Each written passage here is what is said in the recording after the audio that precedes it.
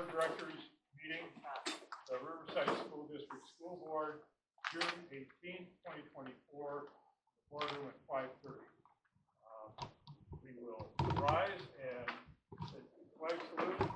Gary, would you lead us? Sure. I pledge allegiance to the flag of the United States of America and to the republic for which it stands, one nation, under God, indivisible, with liberty and justice for all. Thanks, Gary.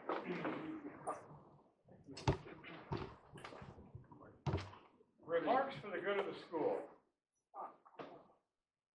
Just for the good of the school. Well. Okay, a question. I've had the opportunity to attend probably more than my fair share of city council meetings and quite a few board meetings. And I wondered if it is standard procedure, like when you have resolutions and you have maybe 3 readings required, is there ever an opportunity in one of those 3 readings where there would actually be a discussion about what the resolution is? Because if we don't have, I do receive the agenda, but I have to know I don't read it page by page. So I'm just wondering if there is an opportunity on the 2nd or 3rd reading or whatever to have a bit of a discussion maybe about what actually resolution entails, or is that not standard operating procedure? What we've had him do, we've had Ken summarize on those, and that's the approach he's kind of taken. Well, I guess I haven't intended on to that. Well, but I would have to acknowledge that your hearing is better than that. Your hearing me. You usually have to be closer than this. We got the chairs closer. Okay. Oh, that's And we turned the okay. fan off. We turned the fan off. What are your thoughts, Kenny? No, I think it's good. Whatever you want to do,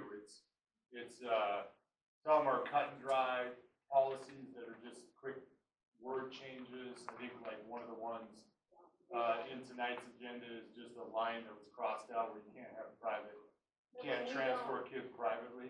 If we don't see that or know what the policy is. Yeah, no, I think for the crowd, it's good. And if people come and they don't see any of that, it Doesn't make sense. doesn't stimulate the interest. Yeah. I just throw it out. So Yeah.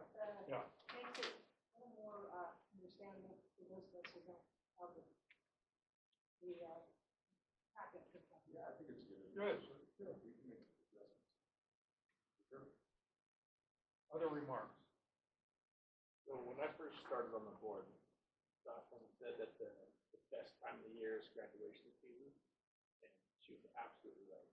I thoroughly enjoyed the graduation, the great promotion, and just getting to be a part of that, and being the product of what this school does, send those kids off in the world, and hope that we've done our best to prepare them.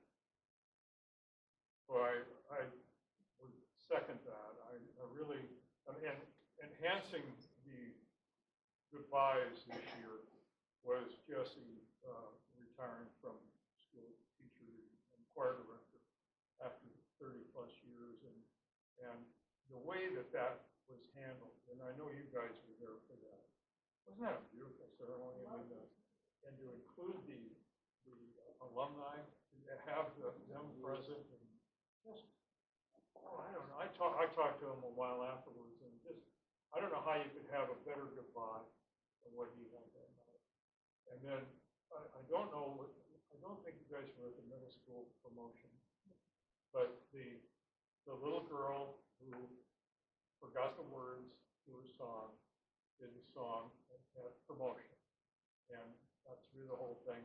And Jessie was there as her mentor and sitting right in front of her to just It gave me cheer her chills on. at the concert when the other children spontaneously came and embraced her. Oh, God, yeah, all the friends. And one of them came from the audience. And Wow. It was really, really poignant. What's your quality? That's what you hope for with the relationship is with the kids. And that, I think, is noteworthy that that's middle school girl, which is not exactly the easiest tree to climb in the district, I'll tell you, or any district. That's a tough one. just the love and support that she got that night was really touching. Really was. Other thoughts? Thank you, Matt, by the way. Peter and I saw each other at the early learning promotion thing. Peter and I generally show up when there's something to eat, and it was good, wasn't it? Yeah. Yeah. Had a really nice barbecue, and somebody, I think, within the community of Chattaway Elementary did the pulled pork. Oh, man, it was good. John and Jones. John, oh, okay. That was a great night too. So, just a very rich send-off to our kids, our parents, our teachers for the summer months. Other thoughts? When our church did the barbecue for the elementary Right. staff at Charterwood, we so appreciated the opportunity to sit at the table and talk with Travis and with some of the others that we just don't have that opportunity otherwise. And we really appreciated their participation. And it was, but it means a lot to us to have that opportunity to talk with students. I think there's a lot of commonality between the atmosphere and hospitality at Chattaway Elementary and the Chattaway Community Church. I think that you guys are pretty good at reaching out and getting to know people. I think that's really terrific. The school's a really important community asset that we don't really appreciate. Thank you for doing that. Other thoughts? Okay, moving on. I need a motion to adopt the agenda. Second. All in favor, say aye. Aye. Opposed? And then approval of the minutes from our previous meeting. Need a motion? Second. Discussion? All in favor, say aye. Aye. Opposed? Carried. Approval of consent agenda. I need a motion. So, I'll second that. Discussion? I have one bit of discussion Yeah. on the accounts payable for the 317,000, that one. Did you speak up? Yeah, the accounts payable for the 317,000, that one. Yeah. Out of the general fund, I'm gonna abstain from voting on that one. You what? Abstain from voting on that one? Oh, okay. Other thoughts? All in favor, say aye. Aye. Opposed? Superintendent report. Good evening, everyone. Good evening, everyone. Thanks for being here. I had several people come up to me at the end of the year and say, gee, you guys had a rough year. You had a rough year in Riverside. And while I appreciated the empathy, I just don't like that statement. Because it doesn't really define, I don't think one or two or three incidents, events in the life of a school district, in the life of a community should define us. And it's like a good life lesson for individuals as well. And I want our kids to know that life is not all sunshine and roses. And so, we all have trials and tribulations. And it's that classic saying of it's not what happens to you in life, but how you respond.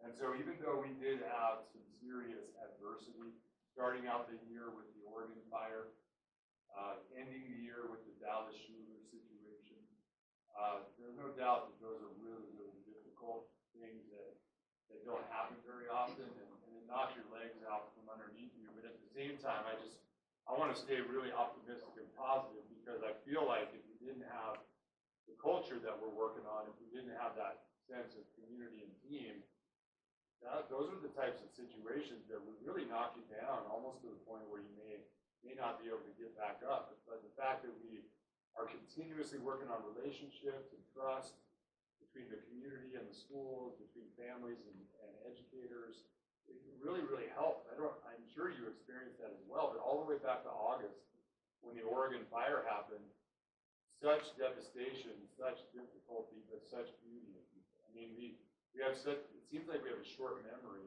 of what happens because there's so much information and so much knowledge that's flying around. But I just think of how we responded with the Red Cross shelter, how we responded with the fire camp, how our kids we modeled for our kids how to help their neighbors. Remember the story about the football team that was ruled ineligible? And then we were able to get them eligible right before the varsity game. You remember that? I mean, that was, it almost felt like it was 3 years ago. But it was, that's cool stuff. That's stuff that people will remember, and you don't want to have those life lessons, but there's been so many things that have happened. The Andrew Campia situation, where his heart stopped and he died on the soccer field, and he was revived because the soccer players went to the fire department and got the emergency personnel, and some of you were at the scene at that moment, and then all the beautiful experiences, the people going to the hospital, and the family, Andrew's family, who moved here from South Dakota, just couldn't believe the love and the compassion that people showed to their family. And so now Andrew's doing a lot better. He's getting back to his health. Even the Dallas Schuler situation, which is horrible. Just the camaraderie and the unity that people showed around such a difficult situation. Just caring about the family, caring about any kids who were impacted by this. And so the beauty in people, the love, the sense of community can actually be shown more brightly during devastating adversity than we normally would see in a normal day-to-day operation. So anyways, I don't want us to be defined by that, or I don't want us to feel less than because of the difficult things that have happened this year, and not let it override so many great accomplishments. The things that our kids accomplished this year. We had an amazing senior class. So the graduation ceremonies that you experienced is because of the leadership that we received from kids, where they're going and the future plans that they have, and the hard work of the staff, and that's the same way with 8th grade promotion, and so many different examples. We've had, from a student learning standpoint, just great outcomes. Our graduation rate is going to be in the 90s again. Really, really high. You'll see in our ALE reports, there's a lot of great things going at ISP and at Riverside Achievement Center. We continue to see really strong outcomes academically from every grade level. You're seeing whether it be on MAP results, whether it be on state assessments. We have continued increase in dual credits that are offered. Our climate survey results continue to get better from our parents and our family and our students and our staff. We tentatively agreed to 2 contracts, really, which doesn't, I just don't think we can take these things for granted. We're in good financial shape because of Lisa's work and the work that you've done in monitoring that. Just on and on. We have issues, we have needs, we have to keep getting better, we have to be humble, we have to be good leaders that listen and learn and want to listen to the people we serve and get better.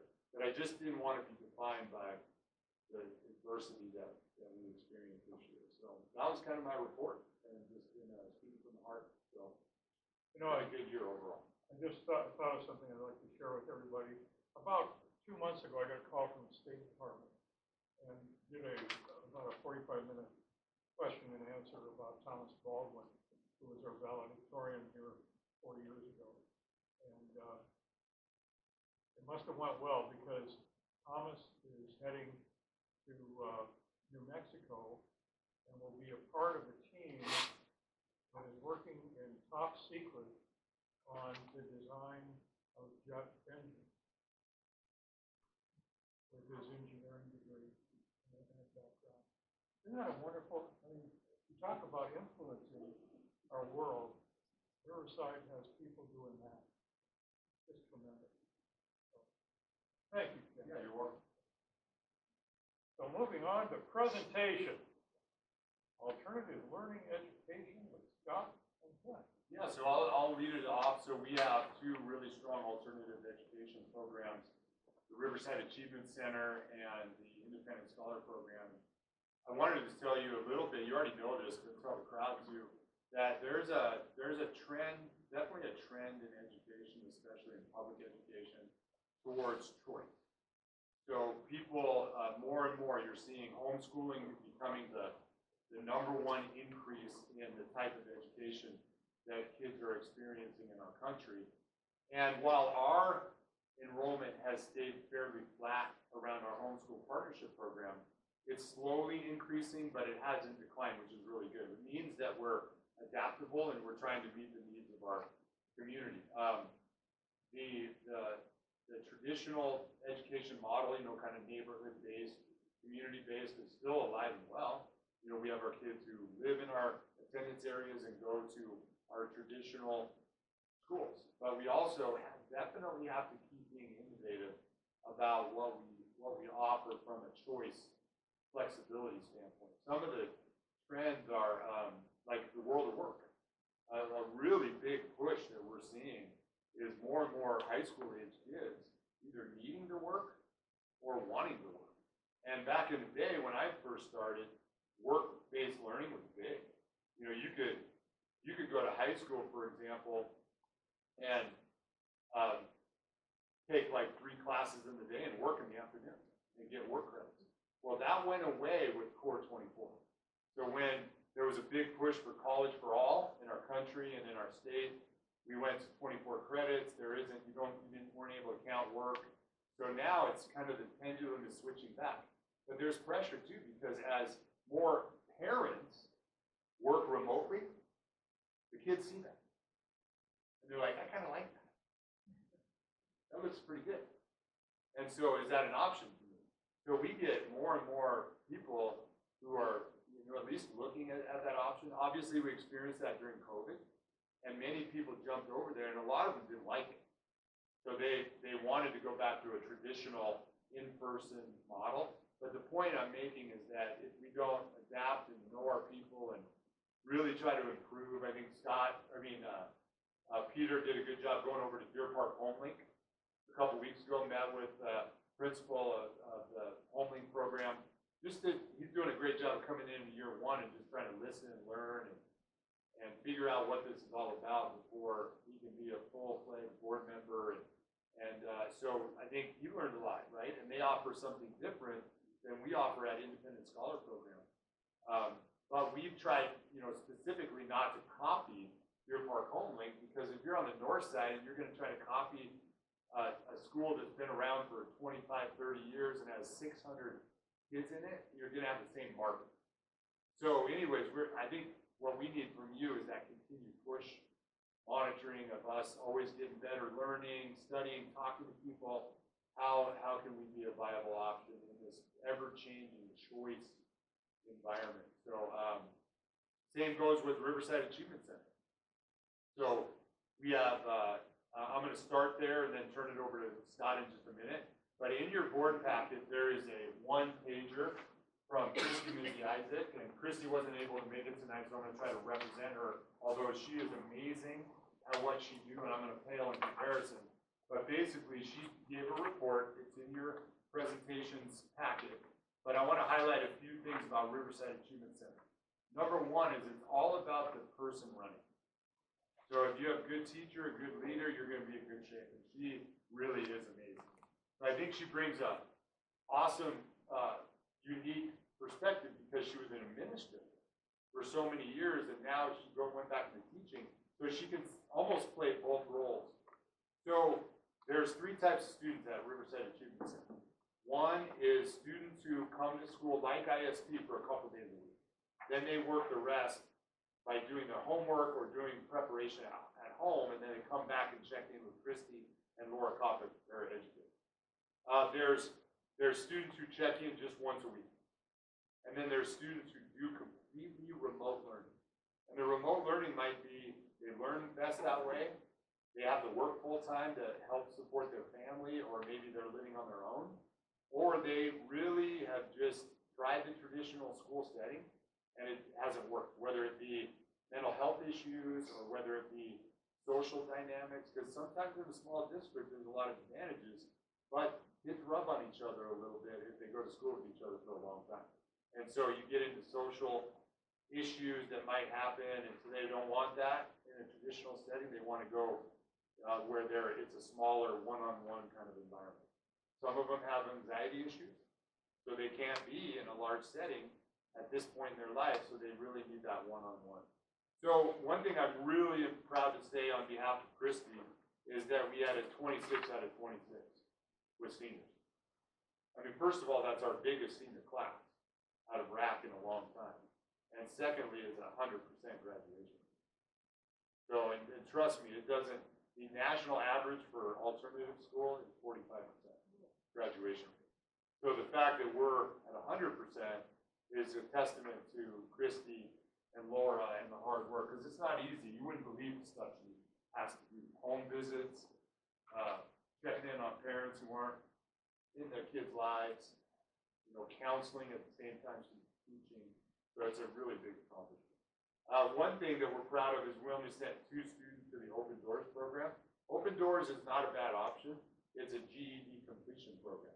But the one thing you've got to remember is that GED is not as good as the high school. I mean, it can be good if you go to community college or you go to trade school right away.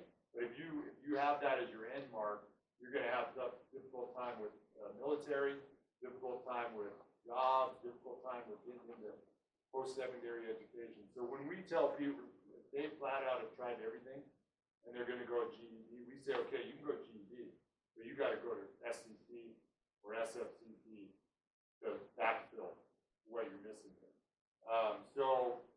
And then lastly is 600 classes accomplished over the year. And then this is true of the last thing. So she, you should visit RAC sometime. You should go out. It's the 2 portables that are by the football field, but it's just a completely different atmosphere. When you walk into the school, you're not going to have a full class. You're going to have kids that are in smaller groups. So it's very individually paced. So, but we're up to like 60 kids. So she's managing 60 kids. Now, it's not your traditional sitting in front of a class with 60 kids, but it's managing the individual written student learning plans that's going on. And we wouldn't be able to handle it if we didn't have a master teacher. We would be hiring a second teacher. But so you get a chance to forward her an email or something like that. Really good success at Riverside Achievement Center. And they were right in the middle of the high school graduation. Don't forget that we combined ISP, RAC, and the high school into one graduation ceremony. And there's a reason we do that. The reason is belonging. The reason is we're one community. You're not seen as a less than kid because you went to an alternative. You're not seen as a less than kid because you're homeschooled. You mean as much as any other kid. And we're going to show it by having everybody on the stage. So that's a big deal, and we're proud of that. Are there any questions about Riverside Achievement Center before I turn it over to Scott Free, the director of ISP, give a brief overview of the success of ISP? Any clarifying questions? Christy's going to be back next year. That's exciting, but she is approaching retirement. So we have to have a long-term plan about what we're gonna do there. I don't know when. She hasn't made any announcements. Something we got to think about. All right, I'm really excited to introduce Scott Free. So Scott, as you know, is a kind of what I call a player coach. He is a teacher and a director at the same time, and that's not really always easy to do because he's got kind of one foot in the teaching and one foot in the admin. But he's doing a bang-up job, doing a great job. We do that mainly because we're not big enough to justify financially a full-time principal or director. So we feel like we're able to, because of some high poverty LAP funds, we're able to give him some more teaching staff, which is going to help diminish some of his teaching responsibilities to play the role of director, but he's still going to be that joint position. And then because he's humble, he's not going to brag. I will tell you that he's in the Whitworth Principal Certification Program. So he's going into his second and final year next year, and he's going to be doing an internship of 540 hours. And he's already, I met with his supervisor yesterday. I'm actually going to be his mentor. Normally you do like a principal, but because of the unique situation and the relationship we built, I'll be a mentor as he does his principal internship. So by the end of the year, he'll have his principal credential. But he gets, I mean, nobody at Whitworth is a director. Right in the middle of they're teachers, so they're learning how to. So you're learning on the fly, buddy. So anyways, I'm gonna turn it over to Scott. He's gonna give a little update on ISD. Thanks, Scott. A couple board and community members, teachers, staff. Just want to go over this report with you. We had some awesome opportunities this year that kind of came through some of that hiring process. But first, some increases. So at the beginning of the year to the end of the year, we increased 14 students in general. Some of those were within our district, some of them were from outside of our district. And then increased as well online. So our online or remote presence kind of coincided with some of that that came over. Our seniors, we had 12 who graduated. And of those 12, we had one who graduated with their AA, and another one who was close to going to Whitworth, who both of them have awesome scholarships. And then with the data around academics, so sometimes in the homeschool world, it's hard to get testing. But we had almost 100%. So I didn't quite get whether it was 98 or 99%. Almost 100% of our parents willing to do SBAC testing this year in the K-12, which is kind of unheard of. So that's awesome that we were able to do that to help us with in some of our district strategic plan. We're saying, hey, we're going to increase, our math scores and our ELA scores. And coming out of COVID, we've had a lot of we're seeing a lot of gaps to fill, and that's never been. I shouldn't say a gap. I really feel like it's more like a bridge, and you're always going to have the places that you see through. But that road has kind of been pretty bumpy for a lot of our students, whether that's here traditionally. And so some of the awesome graphics that you have in the packet here. So math reading and math, that's kind of our K-8 information for growth. And the growth and the achievement. Growth is kind of the grade band versus other students of those grade bands within the U.S. The achievement is personal achievement. And so this is a point in time for this year. It shows where we're kind of in that 35 percentile range amongst other U.S. students in our own, which is growth still. Compared to last year, that was at 27%. So we've increased quite a bit just in our math scores. And then when you look at like our other buildings, so Riverside Elementary School, middle school, we're one or within 2 to 5 percentiles as well. So I think with the approval of awesome teachers and just kind of working, you guys helping us out on your end, we're seeing those increases and making some awesome kind of parent partnership decisions. So there were 217 courses in high school that were completed this year. This is just high school courses, and then 105 college credits that some of our students gained. And then kind of that coming together, our community piece, with the hiring of Mr. Loomer, our English teacher. He's also part of the theater and a lot of work around like 2 packed houses of parents and grandparents coming in and watching the students. So if you ever come, yeah, appreciate that. That was a great night. So kind of we're on the upward trend. We have a lot of things to still work on the parent partnership. And I think Russell kind of mentioned it. We see a lot of that across the nation and our state. And so kind of my goal, brought it up with the principal thing, kind of looking at the year-long study of what does that look like for our district? What are the online, really around the online piece? So we're not losing our students and families to maybe other districts nearby or across the state. So kind of going to be wrapped into my next year's goal within intervention. Any questions? Yeah, I would would like to say that that night that we saw the kids up on stage, that is just a priceless quality to see kids that age up on stage, confident and delivering their lines and playing their parts the way they were. That's a skill that hopefully you get a chance to build with people, and it'll stay with them the rest of their life. That's a really powerful reason.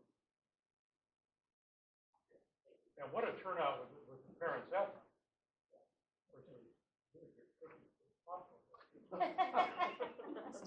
Again, Great. I mean, Peter, you should have been there. It was really good. Penny, did you have a question? Yes, with these online students, how are they doing in terms of social engagement? Do you have a couple of community opportunities here? Yeah. Learning online doesn't put you in contact with that humanity. Yeah, I think it depends on how you go about the online. So whether that's like you're zooming in and seeing face to face, even though it might not be like this. There's those opportunities, but honestly, a lot of our students who do online, in fact, we brought up Campia, who plays soccer, he's also an online student of ours. And so usually they're engaging through other student activities, sports at the high school, not just, they might be doing their academics online, but a lot of the students that do our online programs, especially in high school, happen to also work. And so a lot of times it gives them that flexibility to not have to be sitting here in a seat to get that. But yeah, that's a good question because once again, that's one of the reasons why we're studying it. And we do that in college too. Like for instance, most of the admin certifications are like online programs. Like all one, it might be 1 year or 2 year online program. And Wentworth, we're fortunate enough to have a 2 year program, but we still only meet once a month, and everything else is asynchronous learning. So that's kind of the way the world is kind of headed, and so now we have to figure out what does that look like for us as an education in that K-12 system, not just second, all of them. It's a situation too that's facing the world of business directly. I mean, my son-in-law was the director of customer service for Apple, and at the time that the pandemic hit, everybody was told to stay home and to work from their homes. And while that was going on, Apple had purchased all of the property in Cupertino, California that Hewlett-Packard had owned and developed as their corporate business area. And they wanted to get rid of it. They sold it to Apple. It's the largest business complex that was built out of that. And I've only toured part of it because some of it's top secret. You can't go into certain sections, especially the development area.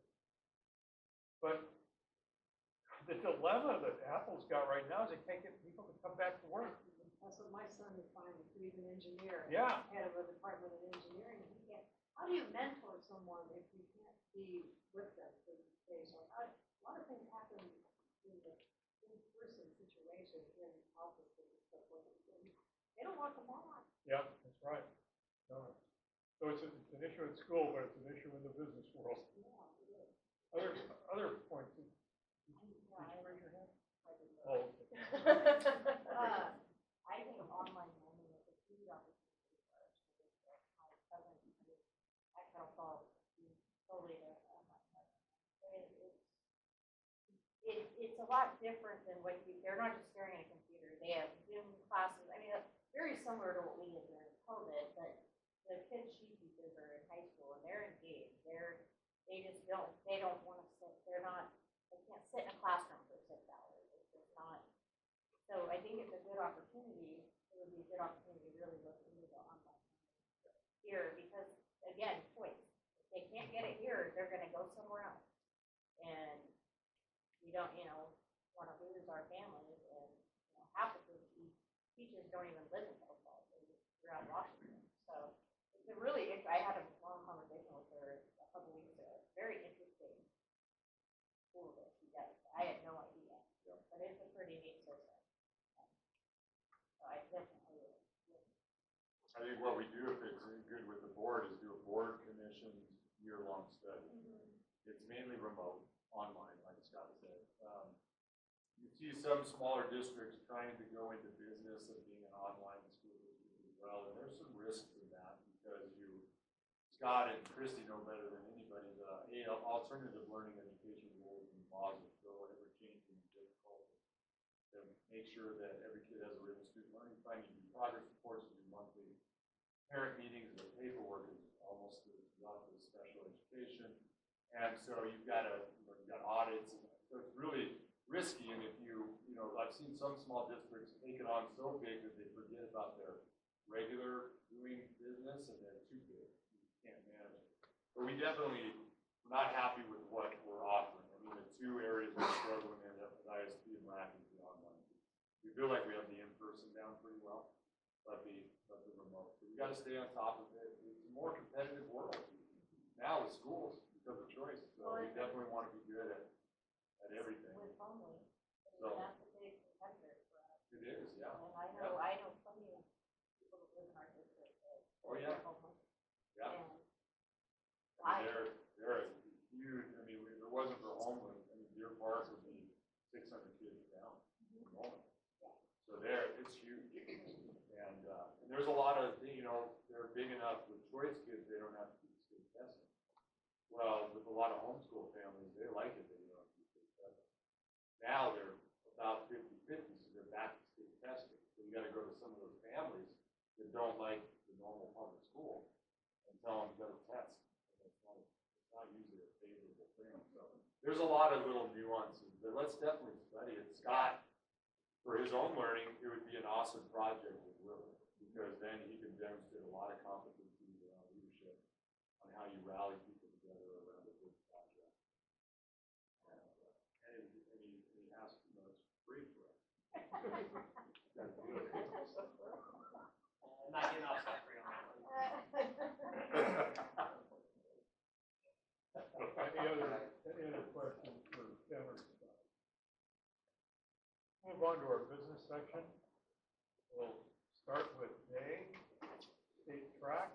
So I think along Penny's point, I want to just explain a few things at the top with especially the two state tournaments. So I think one thing we've got to get better at is the timing of these approvals, because we already had state track.